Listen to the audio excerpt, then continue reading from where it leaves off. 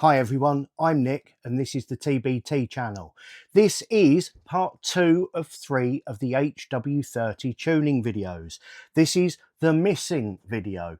I don't know how, but the original of this has completely disappeared from everywhere. So I'm doing my best a week or so later to remake it, to try and show you the infill between me taking the gun apart and putting it back together. So if it seems a little disjointed, that'll be why, because it is. Also, lots of questions I got for the original 2 videos that you have seen. People are asking about what scope it was I had on my HW30. It is a V-Life 4x21 AO. Now it's basically a cheap copy of the Hacko S1 scope, I think, or the Optima Gamekeeper. It's okay. It's nice enough. It's a good size, and I'm going to be doing some more testing with it. I've only been using it on a little rimfire that I keep in a violin case up until now, but I'm going to do some more testing with the HW30 because it really does suit it.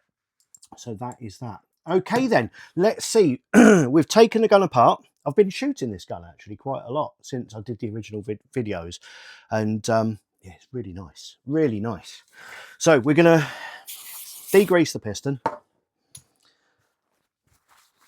because we need to degrease the piston, and then we are going to degrease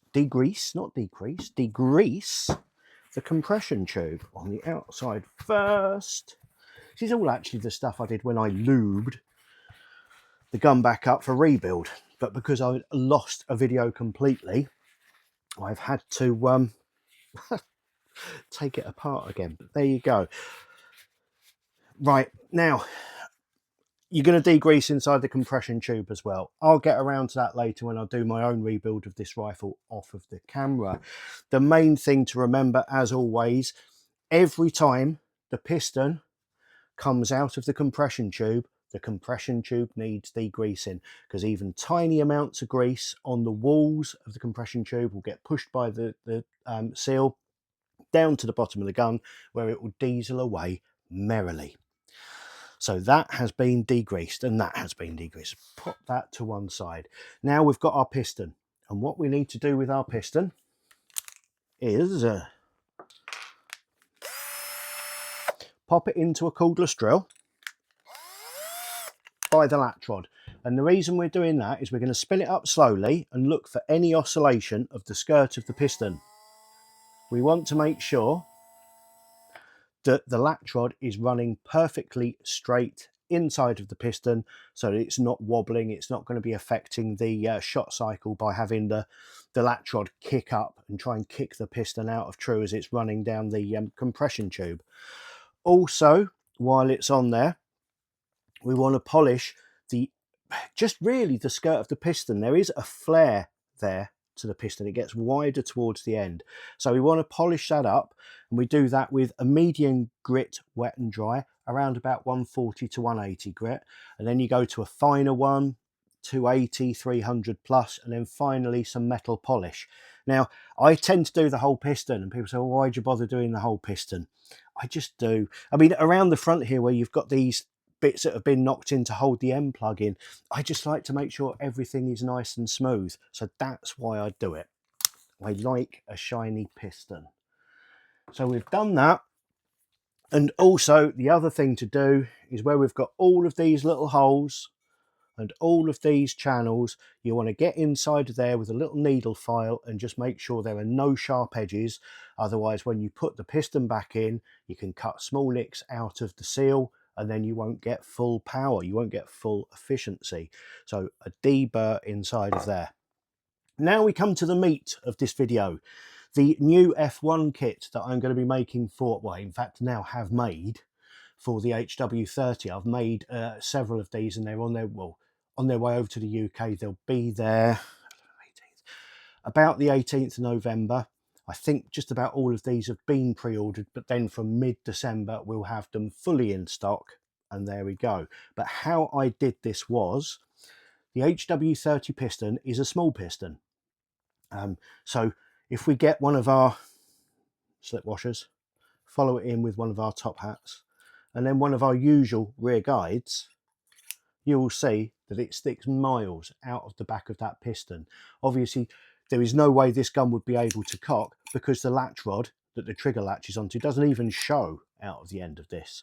So what we need to do is reduce that until it sits flush inside of the piston, which means cutting it down from 90mm to 50mm. So that is that. And here's a little 25mm flange that I've had to make for these because it's the smallest of the pistons of the standard Weihrauch rifles, the 99, 50 and 95, 98 variants are all 26. I've had to make new 25mm flanges. So now that goes down inside of there and sits flush on the back of the piston with just the barest gap in between the top hat and the rear there, in case you want to put an M10 steel washer in, which I will come to. Next, I needed to take one of our springs, a premium spring, and work out how much of that spring would fit inside of our piston, which we do with a vernier gauge and the prong on the end of the vernier gauge. You measure down to the shoulder of the top hat where the spring sits, you get your measurement in millimeters, and then you divide that number by 3.1, which is the diameter of the wire of the spring, and that tells you how many coils will fit inside of the gun. Now, in this case, it was nearly 22 coils would fit inside of the gun, which I tested, and it made it was over a week ago now, it was making nearly 10 foot-pounds, but it wasn't shooting very nicely. So I reduced it. And what I've ended up with is a 20.5 coil spring.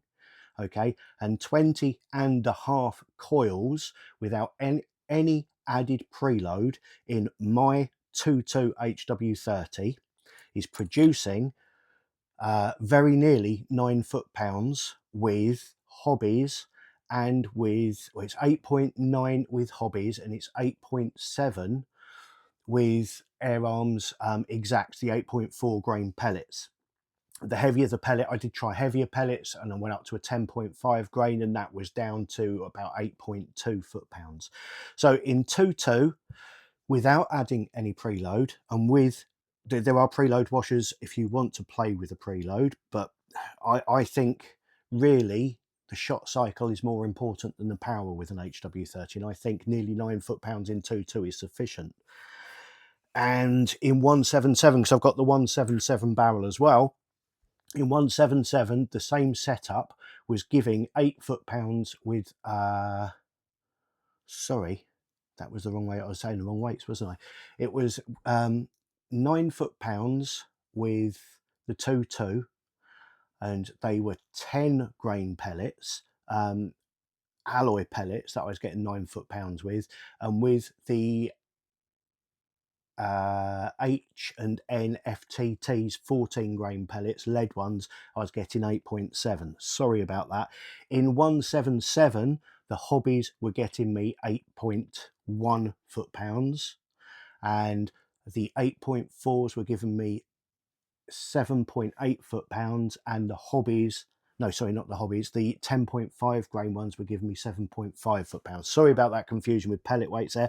Basically, if you fit this kit and your gun and seals and everything are in good condition, you're going to get up to 9 foot-pounds in 2.2. You're going to get 7.5 to 8 foot-pounds in 177.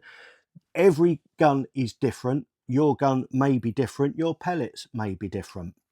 But I've left a small amount of room in there so that if you want to shoot your 177 a little faster, a little more power, the best thing to do, rather than put a preload washer on the back, is put a single M10 steel washer in front of the slip washer here, okay, in front of it, so that we're keeping separation on the metal.